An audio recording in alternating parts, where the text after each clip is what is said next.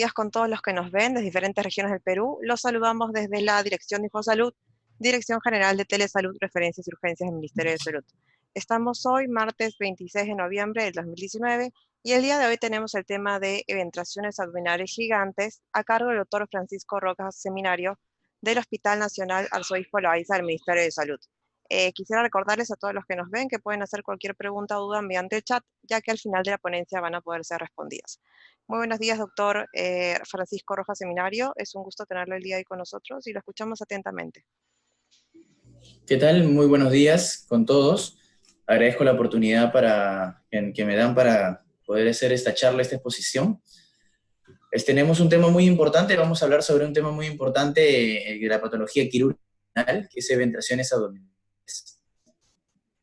Para poder hablar de eventraciones abdominales gigantes, tendríamos que hablar un poquito de lo que es eventración abdominal, un recordaris de lo que es eventración abdominal.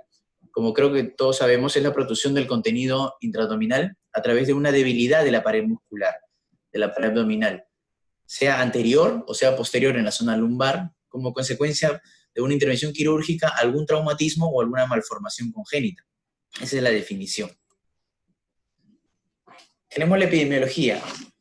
Pacientes con cirugía abdominal previa, más o menos entre un 10 y un 15% de estos pacientes van a desarrollar en su vida, en el transcurso de la vida, eventración abdominal. ¿De qué depende? Mucho de la localización de la incisión y del tamaño. A mayor tamaño de la incisión, mayor riesgo de eventración. La localización significa que las incisiones del ombligo tienen mucho mayor riesgo de eventración que las incisiones por debajo del ombligo. Esto sobre todo porque por encima del ombligo tenemos la aponeurosis, la vaina posterior del músculo recto abdominal, y por debajo de frente tenemos el peritoneo. Tenemos que las incisiones más eventrógenas son las incisiones medianas. Las incisiones medianas desarrollan mucho mayor eventración que las paramedianas, que las incisiones transversas o las incisiones oblicuas. Tenemos múltiples factores de riesgo para desarrollar eventración abdominal. Tenemos los factores dependientes del paciente en sí y los factores técnicos. Los factores dependientes del paciente son amplios, ¿no? Uno son la comorbilidad que pueda tener el paciente, un paciente diabético, un paciente con lupus, un paciente con hipertensión, un paciente renal crónica. Son estos pacientes que tienen mayor riesgo de enfermedad, de eventración abdominal. La obesidad, un IMC más de 30 está asociado a mayor riesgo de eventración abdominal. A mayor edad, mayores de 70 años, mayor riesgo. Los pacientes con malnutrición, pacientes con desórdenes del tejido conectivo. Y los pacientes inmunodeprimidos, ¿no? Estamos hablando de pacientes con terapia inmunosupresora o pacientes inmunodeprimidos por alguna enfermedad de fondo, ¿no? Y los factores técnicos, tenemos infección de la herida. Los pacientes sometidos a una intervención quirúrgica y que en el postoperatorio han tenido infección de herida operatoria, tienen mayor riesgo de eventración abdominal. Los pacientes, depende del tipo del cierre de la pared también, si uno cierra la pared abdominal con tensión, tiene mayor riesgo de eventración abdominal. Depende de la técnica, si hace una sutura continua o hace una sutura interrumpida. Y del tipo de sutura con material absorbible o sutura con material no absorbible. Otros son de discencia de la fascia abdominal. Pacientes, por ejemplo, que han tenido fasciitis de la pared abdominal, en el cual la pared abdominal se encuentra destruida o hay pérdida parcial de esta fascia, es más fácil que hagan eventración abdominal. Y el tipo de cirugía, obviamente la cirugía de emergencia tienen mayor riesgo de eventración abdominal que una cirugía electiva. Las cirugías complejas, gastrectomías, semicolectomías, en las cuales las incisiones son mucho más amplias, tienen mayor riesgo de eventración abdominal. Para valorar la clasificación, nos vamos a basar, hay varias clasificaciones, pero nos vamos a basar en el tamaño. Las eventraciones pequeñas son las que tienen los defectos eventrógenos menos de 4 centímetros. Se le llama eventraciones grandes a las que tienen defectos entre 4 y 10 centímetros. Y lo que vamos a hablar y nos vamos a enfocar el día de hoy son las eventraciones gigantes o eventraciones complejas. son las mayores de 10 centímetros, que es todo un reto para el médico cirujano y para el especialista, ¿no? Para el cirujano del aparato digestivo y pared abdominal. Enfocándonos ya en el tema de ventraciones abdominales gigantes, también llamadas complejas, la mayoría de estas ventraciones abdominales gigantes, aparte del defecto que es más de 10 centímetros, muchos de estos pacientes tienen pérdida de domicilio. ¿A qué se llama pérdida de domicilio? En el cual la cavidad abdominal disminuye y todo el contenido intraabdominal, las vísceras intraabdominales, salen por fuera de la cavidad abdominal. Ya no están involucrados intraabdominalmente. Entonces es todo un manejo multidisciplinario para poder resolver esta patología. Cabe recalcar, y hay que acordarnos, que las eventraciones tienen tres cosas muy importantes. El anillo eventrógeno, que es el defecto, el tamaño del anillo, el contenido, que normalmente son epiplon o vísceras intraabdominales, y el continente. El continente es el saco herniario, ¿no? Las eventraciones abdominales gigantes, hay una desproporción entre el continente y el contenido, como lo veníamos mencionando. Hay una alteración progresiva de la fisiología de la pared. No solamente es el defecto de la pared y el defecto anatómico, sino también es la funcionabilidad de la pared abdominal. Hay una disminución de la función de la pared abdominal. Y cuando uno trata ya la eventración abdominal gigante, puede ocasionar un síndrome compartimental, que es causado por un aumento de la presión intraabdominal. Acá podemos ver unas imágenes, una tomografía en la cual todo el contenido intraabdominal está fuera de la cavidad abdominal. Vemos que la pelvis, vemos los huesos pélvicos y todo colon, asa delgada, epiplon, vemos que está por fuera de la cavidad abdominal. Este es todo un reto para el cirujano. Vamos a recordar un poco de la anatomía de la pared abdominal para poder entender sobre todo el manejo quirúrgico que se le va a dar a estos pacientes. Podemos ver, acá son los músculos rectos abdominales anteriores, el lado derecho e izquierdo. Acá vemos la aponeurosis del oblicuo mayor, la aponeurosis del oblicuo menor, oblicuo interno, y la aponeurosis del músculo transverso. Estos son las aponeurosis. Y a su costadito está el músculo oblicuo mayor, el oblicuo menor y el músculo transverso. Esta imagen superior es encima de la línea semilunar o encima del arco de Douglas. Podemos ver que por encima del arco de Douglas, el músculo oblicuo interno o oblicuo menor da dos láminas, una lámina anterior y una lámina posterior, que envuelven la lámina anterior del músculo recto con la aponeurosis del oblicuo mayor se fusionan en su parte anterior, y en su parte posterior es la lámina posterior del oblicuo menor con la aponeurosis del músculo transverso. Pero vemos la diferencia por debajo de la línea del arco de Douglas, ¿no? Por debajo casi del ombligo. Vemos que las tres aponeurosis de los tres músculos importantes van por encima, a diferencia de la línea supraumbilical. Vemos que aquí no hay hoja posterior del recto, no hay hoja de la vaina posterior del recto, solamente tenemos la fascia transversalis, que es esta línea marrón, y el peritoneo parietal.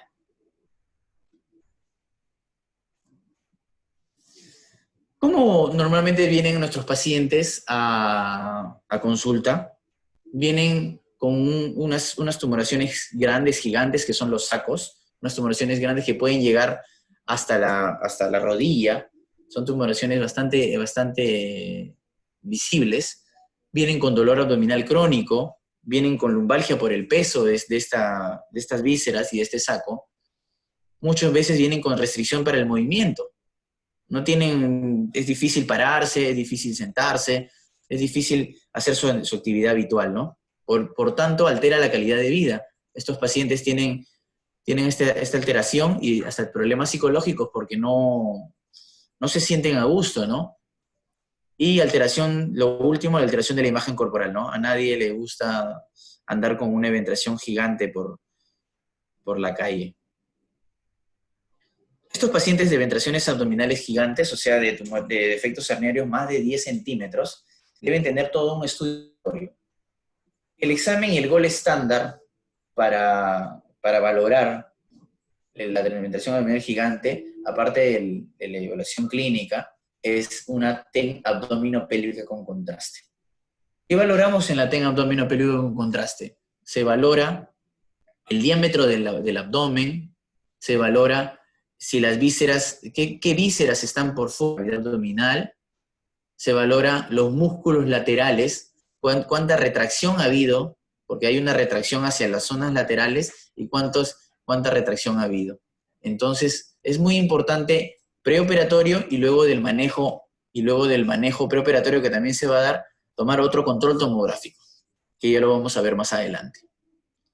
Tenemos que evaluar la función pulmonar, como en todo paciente sometido a una intervención quirúrgica, pero en estos muchísimo más, porque vamos a introducir nuevamente contenido intraabdominal a la cavidad abdominal y puede llevarnos a una hipertensión intraabdominal y llevarnos obviamente a disminución de la compliance pulmonar y dificultad respiratoria, disfunción ventilatoria, ¿no? Por eso tenemos que hacer un buen estudio de la función pulmonar. Una evaluación del cardiólogo, ¿no? Para poder valorar también este tema. Control de comorbilidades, como les mencionaba, diabetes, hipertensión, problemas de tiroides, problemas del tejido conectivo, una serie de cosas que nos pueden llevar al fracaso si es que no los manejamos bien preoperatorio. La profilaxis de tromboembolia pulmonar, unas buenas vendaje compresivo en miembros inferiores, o pacientes con hay que anticoagularlos, ¿no? Y disminución de pesos. Estos pacientes deberían disminuir de peso antes de la cirugía, para que sea una cirugía con mucho mayor beneficio.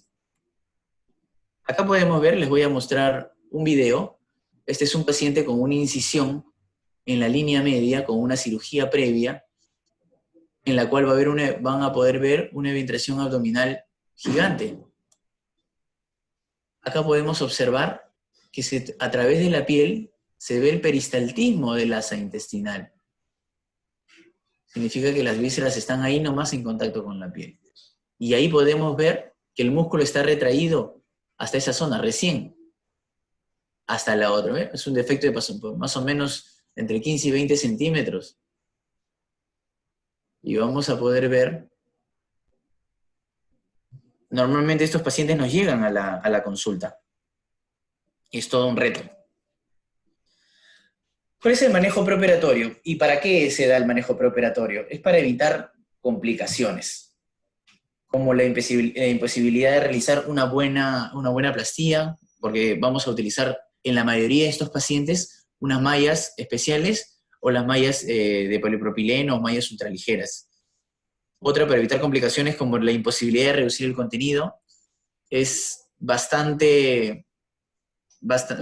es poco importante, o es algo para el cirujano no bueno, de no poder reducir el contenido herniario estando en sala de operaciones. Es encontrarnos hasta un paciente en sala de operaciones con una ventración abdominal gigante y no haberse sido sometido a un manejo preoperatorio en la cual no vamos a poder reducir el contenido herniario y vamos a tener que dejar la cirugía ahí, con el saco ahí y posponerlo. Por lo tanto, evitar complicaciones con una realización de una plastía inadecuada y la reducción forzada del contenido herniario, que nos va a llevar a un síndrome compartimental abdominal que es catastrófico para el paciente. Uno de los manejos preoperatorios es el neumoperitoneo progresivo.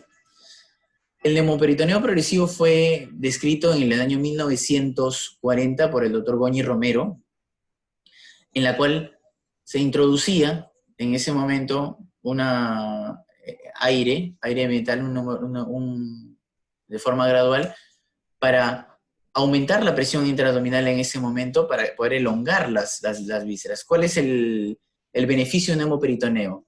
Es alargar los músculos laterales, la elongación de los músculos laterales y aumentar el volumen de la cavidad abdominal. Ese es uno.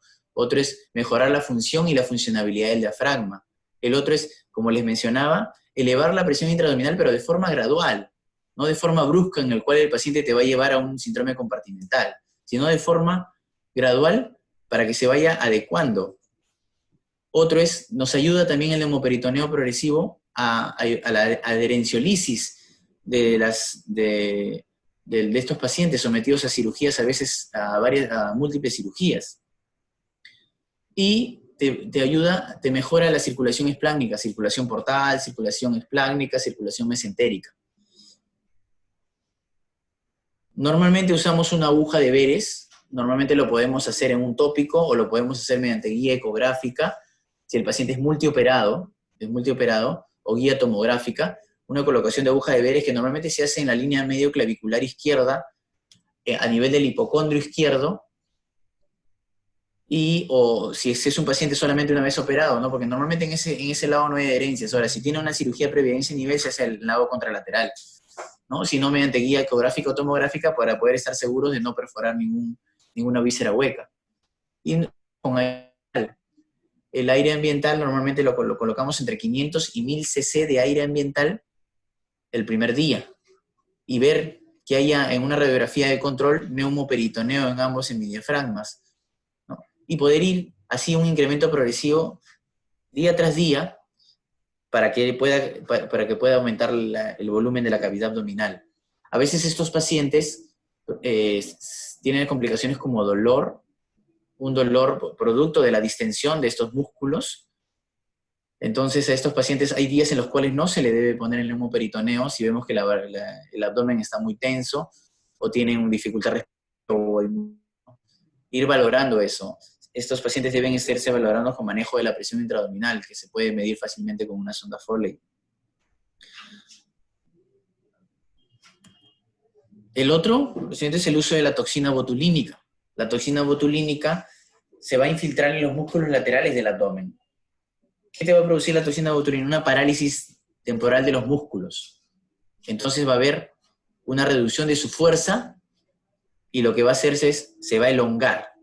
Va a evitar la retracción constante que hacen los músculos laterales y aumentan el diámetro de la eventación. Entonces, una parálisis reduce la fuerza y hay una elongación de estos músculos laterales, de estos músculos oblicuos. Por lo tanto, hay un aumento del volumen de la cavidad abdominal y al término del uso de la toxina botulínica, hay un 20% más de la capacidad abdominal. Estos pacientes normalmente deben tener entre los 7 y 10 días, ya deberían haber mejorado este tema. Y el neumoperitoneo, mencionado anteriormente, se ve que entre los 1 y 7 días recién se hace efecto, pero para eventaciones gigantes debería por lo menos tener un paciente de días preoperatorio para que nos sea de ayuda. Acá vendemos imágenes de la aplicación de toxina botulínica. Vamos a aplicar en 5 puntos en los músculos laterales del abdomen, 50 unidades de toxina botulínica, o sea, 250 unidades por ambos lados, lado derecho y lado izquierdo. Podemos ver en un control tomográfico preoperatorio, antes de la toxina botulínica, cómo los músculos laterales del abdomen están retraídos y engrosados. Luego, posterior al tratamiento, vemos cómo se elongan los músculos rectos y disminuye el defecto. Esto es muy importante porque nos va a ayudar al manejo intraoperatorio.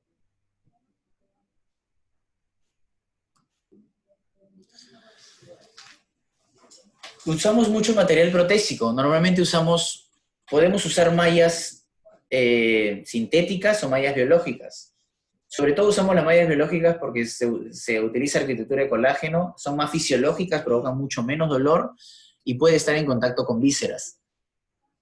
Tenemos las mallas de contacto visceral que nos va a ayudar a que al haber una reducción de todas las vísceras intraabdominales, podemos poner esta malla y luego utilizar unas técnicas que vamos a mencionar más adelante para complementar la malla de contacto visceral. Y otras son las mallas sintéticas, como las mallas de polipropileno, las mallas de poliglecaprone, ese tipo de mallas en las cuales estas mallas sí no deben tener contacto con las vísceras, para nada. Entonces tenemos que hacer un buen cierre del peritoneo o de la aponeurosis posterior para poder utilizar estas mallas. Estas mallas no se pueden usar en contacto con vísceras. El tratamiento de las eventaciones abdominales al final es un tratamiento quirúrgico, ¿no? Idealmente siempre debería colocarse una malla, aunque hay ocasiones en las cuales no. Evaluar el tipo de malla que vamos a utilizar y vamos a ver dónde vamos a poner. Tenemos las mallas on-lay, que son por encima de la aponeurosis, o las mallas sub-lay, que son en la zona preperitoneal o retromuscular, detrás de los músculos rectos abdominales. Y hay técnicas de descarga muscular asociada. De los avances en el manejo de ventraciones abdominales gigantes es la técnica de separación de componentes. Es una técnica en la cual se separan los grupos musculares anteriores o posteriores para poder cerrar la pared abdominal. Es un tipo de colgajo de avance muscular del recto. Vamos a agrandar la circunferencia del abdomen moviendo estas capas musculares y nos va a, sobre todo, reducir la tensión. Esto es importantísimo porque al reducir la tensión vamos a disminuir la recidiva de una eventración abdominal y tiene una buena vascularización. Hay una desconexión de la unidad muscular de su envolvente de la faina facial para facilitar la expansión. Y usamos la musculatura de la pared para cubrir el contenido intraabdominal. Esta técnica de separación de componentes nos da sobre todo, no solo el tema estético, y no sobre todo para resolver el tema de la eventración del saco ventrógeno, sino también para mejorar la función de la pared abdominal, que es lo más importante, que el paciente pueda mejorar la función de la pared abdominal. La función de la pared abdominal sabemos que nos ayuda a la función ventilatoria. Si tenemos una buena presión intraabdominal, hay un buen balance con la presión intratorácica y hay una buena capacidad ventilatoria.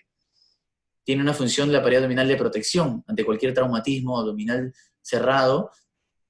Tenemos las capas musculares que nos protegen y no puede haber daño, ¿no? La de reducción, se reduce las vísceras, ¿no? Las vísceras están intraabdominales. Tenemos la capacidad de evacuación y de micción, porque al haber una buena presión intraabdominal, nosotros la vejiga y el recto tienen una buena presión a nivel intraluminal para poder hacer ese tipo de función. Al no tener esa presión intraabdominal adecuada, los pacientes con ventraciones abdominales gigantes tienen una alteración de la defecación, alteración de la micción y alteración ventilatoria. Y una de las cosas importantes es el uso de la movilización bilateral, el lado derecho, el lado izquierdo, a diferencia de un avance unilateral para equilibrar las fuerzas de la pared abdominal y centrarlos todos en la línea media. Tenemos, lo primero que lo describió una de las primeras personas fue la técnica de Ramírez, en la cual vamos a, como les mencionaba anteriormente, tenemos el músculo recto abdominal anterior, el músculo oblicuo mayor, oblicuo interno, o músculo transverso, y las aponeurosis de estos tres músculos mencionados. En la técnica de Ramírez se hace una incisión a 1 centímetro en el borde externo del músculo recto abdominal anterior y se diseca. Se diseca a 1 centímetro la aponeurosis del músculo oblicuo mayor, hacia cefálico hasta reborde costal 4 centímetros por encima y hacia caudal hasta el anillo inguinal superficial al borde superior del pubis. ¿Esto qué nos proporciona? Un desplazamiento hacia la línea media de más o menos entre 7 y 10 centímetros. Vamos a desinsertar y vamos a llevar el músculo recto hacia la línea media. Y se puede complementar con una sección de la vaina posterior del recto, y esto nos va a dar unos centímetros adicionales, entre 2 y 4 centímetros. Como vemos, la separación anterior, le digo, es la separación la separación y el aislamiento del músculo oblicuo mayor, son para defectos entre 10 y 15 centímetros. Hay una disinserción de los músculos oblicuos externos de ambos lados. Pero cuando hay defectos mayores, más de 15 centímetros, podemos seguir con la liberación de la vaina posterior del recto. Acá esta es la vaina posterior del recto, y liberamos esta zona. Vamos a tener en la zona supraumbilical el peritoneo parietal y la vaina posterior del recto, que lo vamos a llevar hacia la línea media, hasta que termina el borde externo del recto anterior, por ambos lados, ¿no? Como les mencionaba, tenemos una separación de componentes anterior y una separación de componentes posterior. La que más venimos utilizando en el hospital OAS es la separación de componentes posterior, que es la más fisiológica, la más usada y la que tiene menos complicaciones. Pero también tenemos una separación de componentes anterior que ya le venía explicando, que solo es la desinserción y el aislamiento del músculo oblicuo mayor. Lo podemos ver nuevamente. Corte a nivel de la aponeurosis del oblicuo mayor y una se diseca hasta levantar el oblicuo mayor hasta la línea media axilar anterior o línea axilar media, dependiendo de cuánto queremos llevar hacia la línea media los tejidos musculares.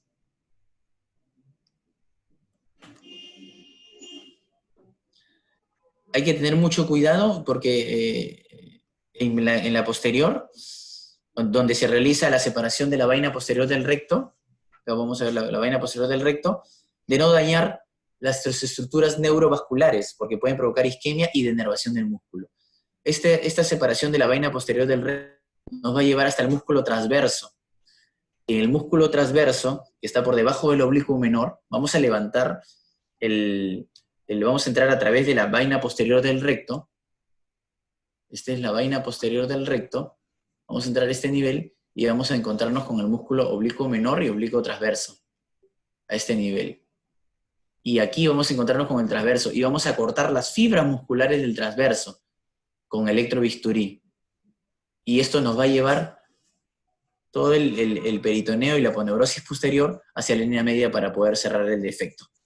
Y poder usar de repente mallas sintéticas. Si es que no logramos cerrar por completo el defecto y nos queda un defecto muy pequeño, podemos usar una malla de contacto visceral intraabdominal. Si lo logramos cerrar todo, podemos usar una malla de polipropileno, la simple, ¿no? La más comercializada. Acá podemos ver, acá ya se disecó el saco de ventrógeno, podemos ver el tamaño del saco, del anillo de ventrógeno. Acá abajo vemos una gasa que se pone una gasa para no tener contacto con las vísceras y evitar lesiones inadvertidas. Y acá vamos a proceder a la desinserción, ¿no? A la desinserción y aislamiento del músculo de la vaina posterior del recto y del músculo transverso. Vemos que el peritoneo pudo acercarse a la línea media y se pudo cerrar. Y acá vemos los músculos oblicuo mayores. Eso no va a tensar, pero ya vamos a poner la malla en este espacio retromuscular, detrás del recto, retromuscular. Aquí vemos la malla. Puesta la malla. Y así queda. Este es un paciente en el cual vamos a ver mejor un videíto. Este es el video que les mostré anteriormente, lo vamos a repetir para los que recién se conectan. Es una paciente sometido a una cirugía abdominal previa, donde se ve el peristaltismo del asa y una eventación gigante. La pared abdominal contraída por un lado y por el otro lado. Y aquí, este es posterior a la cirugía, se ve como la pared abdominal mejora, ¿no? Hay mayor fuerza, se ve más lisa y sobre todo va a recuperar la función, que es lo más importante en estos pacientes. Aquí se usó una técnica de separación posterior denominada técnica TAR. Estas técnicas de separación de componentes igual tienen sus complicaciones, ¿no? Que debemos evitarlas, ¿no? Las complicaciones postoperatorias, como en toda cirugía, sangrado, el hilio postoperatorio que podría haber porque también tenemos en contacto con las vísceras, pacientes con trombosis venosa profunda, tromboembolismo pulmonar, o alguna fístula enterocutánea provocada por una lesión inadvertida, ¿no? Y las complicaciones producto de no usar un neumoperitoneo o una toxina botulínica por pérdida de domicilio son el síndrome compartimental, la falla renal y la necesidad de ventilación prolongada, ventilación mecánica prolongada. Otras complicaciones relacionadas a la herida, ¿no? A la herida, seroma, isquemia de los flaps de la piel, necrosis, úlceras, infección de herida, infección de la misma prótesis, ¿no? Y de licencia, ¿no? Y por último, las complicaciones crónicas, que sería una recidiva, ¿no? Bueno, es lo que hemos querido valorar en esta mañana, el tema de ventraciones abdominales gigantes. Es un tema bastante amplio que se ha tratado de resumir en estos minutos, así que quedo atento a su respuesta. Muchas gracias. A sus preguntas. Muchísimas gracias, doctor Francisco Rojas, por la presentación, por la información brindada. Gracias también a todos nuestros participantes por su atención y gracias a todo el equipo de Telesalud del Hospital Nacional Arzobispo Loaiza. Sí tenemos unas preguntas, doctor. Nos preguntan, ¿cuál es el factor de riesgo más importante para generar una eventración abdominal gigante? Hay varios factores de riesgo importantes, no hay uno solo en sí. Los factores de riesgo para eventración abdominal gigante, como les dije, es el tipo de cirugía, ¿no? Una cirugía de emergencia en la cual no hay una preparación adecuada, es un paciente que probablemente venga en sepsis o en shock séptico y venga con una peritonitis, perforaciones de vísceras, es un paciente que no está preparado y que probablemente haya llevado una infección de sitio operatorio, ¿no? Entonces, estos pacientes tienen mayor riesgo de eventración abdominal. Y sobre todo estos pacientes en emergencia, en la cuales entramos con abdomen y hacemos unas incisiones bastante grandes, hay mayor riesgo en las incisiones grandes, cirugías de emergencia, sobre todo esos. Y en los pacientes propios del paciente, la obesidad, la malnutrición y los desórdenes, por ejemplo, del tejido conectivo, el tabaquismo también es un factor de riesgo. Entonces, estos factores de riesgo habría que limitarlo, ¿no? El tabaquismo lo podemos limitar, la obesidad podemos bajar de peso, ¿no? La malnutrición, llevar con un nutricionista para poder mejorar estas cosas. Las cirugías de emergencia pues son un poco difíciles de evitar, pero si uno se opera adecuadamente a tiempo, podríamos evitar estas cosas, ¿no? Bien, doctor, muchas gracias por la respuesta. Tenemos otra pregunta, nos dicen, ¿cuál es la técnica ideal para operar una eventración abdominal gigante? La técnica ideal y la que está ahorita en boga y la que está recién hace poco es la técnica de separación de componentes TAR. Es la técnica posterior, en la cual, como le digo, desinsertamos el peritoneo y la vaina posterior del recto. La vaina posterior del recto y llegamos hasta el músculo transverso. Tenemos el músculo recto abdominal y ya tenemos la hoja posterior, la aponeurosis posterior. Tenemos una aponeurosis anterior, una aponeurosis posterior y se desinserta esta aponeurosis posterior y se diseca hasta el músculo oblicuo menor y llegamos al músculo transverso. Y ahí se rompe las fibras del transverso para elongar toda la vaina posterior del recto y el peritoneo y poder llevarlos a la línea media y poder cerrarlos con facilidad y poder poner una malla a ese nivel retromuscular. Bien, doctor, muchas gracias por la respuesta. Tenemos una última pregunta, nos dicen, ¿qué recomendaciones para un posoperado de una eventración abdominal gigante? Un paciente posoperado inmediato, lo que tiene que hacer es rápidamente recuperar, rápidamente sentarse con una buena faja, rápidamente iniciar sus actividades habituales para evitar el tema de complicaciones pulmonares, el tema de pacientes con tromboembolismo pulmonar. Esos son el cuadro agudo, el cuadro posoperatorio inmediato o el PO1, PO2. Y más tardíamente podríamos evitar que no se haga esfuerzos físicos intensos, por lo menos en un periodo entre 3 a 6 meses, en el cual no se haga esfuerzo físico intenso, el uso de la faja intraabdominal, la faja abdominal para poder evitar obviamente la recidiva, ¿no? Bien, muchas gracias, doctor, por esas recomendaciones y por responder todas nuestras dudas. ¿Alguna recomendación final sobre este tema para todos los que nos están viendo? Yo creo que este es un tema bastante complejo, es un tema que lo venimos desarrollando en el Hospital Loaiza, no sé si se será ahorita en otros hospitales, pero en hospitales de nivel 2, 2.1, 2.2, podría hacerse solamente tratar de hacer el manejo preoperatorio adecuado. Esta técnica de separación de componentes tiene una buena solución a las cementaciones gigantes, pero si hay un buen manejo preoperatorio. Si no hay un buen manejo preoperatorio, esto va a llevar al fracaso. Entonces, si hay un buen neumoperitoneo progresivo, el uso de toxina botulínica o la buena elección del paciente, dependiendo de las comorbilidades y del tamaño de la eventración, una buena elección del paciente, esto va a haber un desarrollo óptimo de la cirugía y por lo tanto la cirugía va a estar muy bien hecha, ¿no? Bien, entonces muchísimas gracias nuevamente, doctor Francisco Rojas Seminario, por haber estado el día de hoy con nosotros y nos vemos en una siguiente telecapacitación. Gracias.